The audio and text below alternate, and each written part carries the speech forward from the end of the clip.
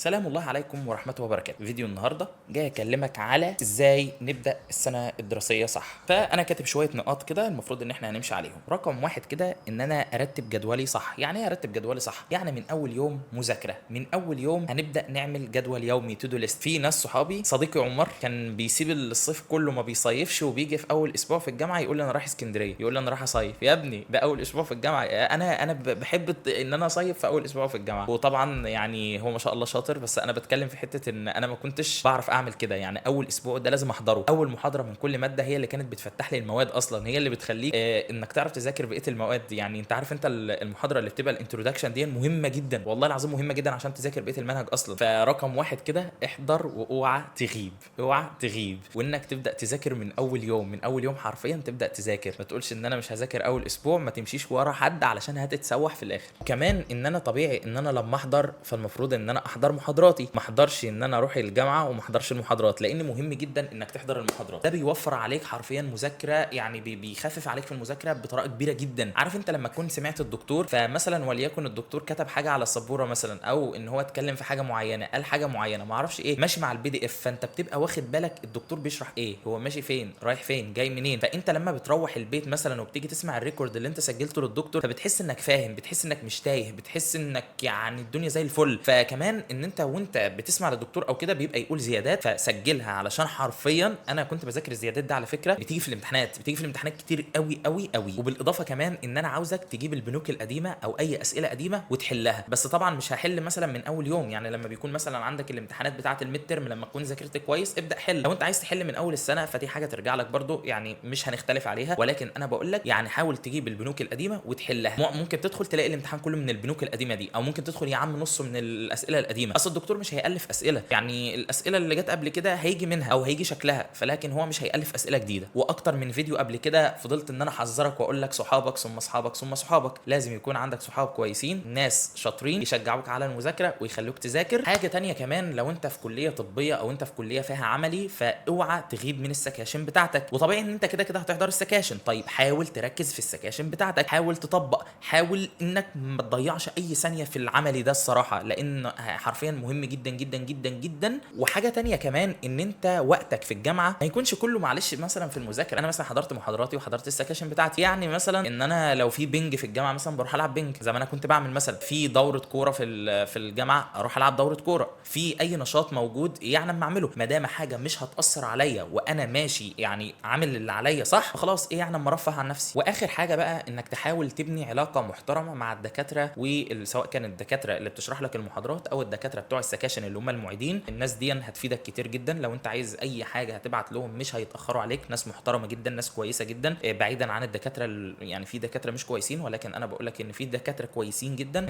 انت لما تكون انسان محترم وشاطر وبتذاكر وعامل علاقه كويسه مع الدكاتره دول، مثلا لو حصل اي حاجه من الدفعه او حصل اي حاجه من زمايلك، او مثلا في دكتور معين حب ان هو يحط على السكشن بتاعك، فانت بالذات مش هيحط عليك، لان هو عارف مثلا ان انت شخص كويس مش شبه مثلا حد وحش، فبالتالي عمره ما هيساويك بالتاني. وبس، والى هنا ينتهي فيديو النهارده، واتمنى انك تكون استفدت اي حاجه في اي حاجه يعني. بس يلا سلام.